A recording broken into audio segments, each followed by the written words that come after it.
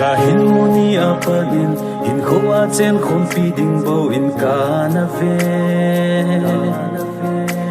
hin la ka lung si na chen sei do ngam lo vin na lung ka na hole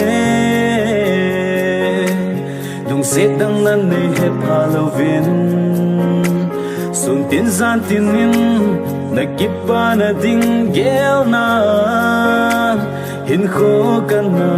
mange lung se na zong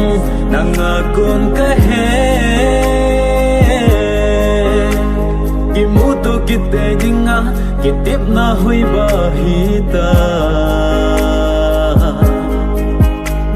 lung se ding da nei hil bangin nang mil ding dan zong nei hil nin hin kho kiting leva nang bo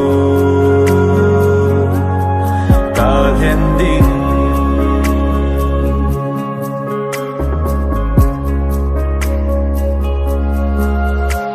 na zo pa kam sang pa ke kanom poi sala ana min se ting zong ka gel thei po hin khoa chen khom pi dia na len sa chu a hi ta le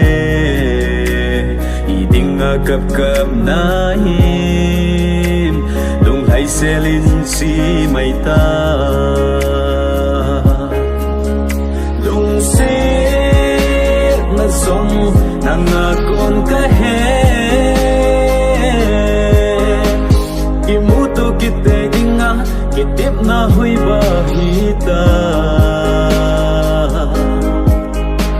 lung se ding da nei hil bangin nang mil ding dan zong nei hil nin hin kho kiting leva nang bo ka hen ding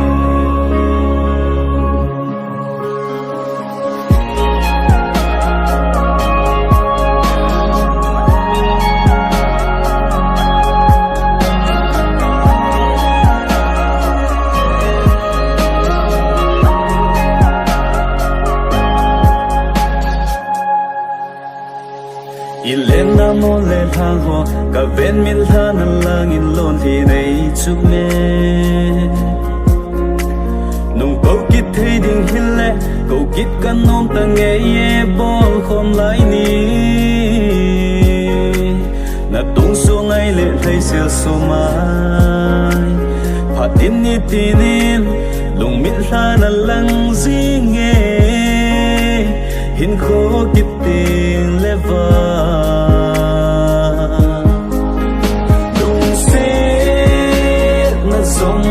nang nga kon ka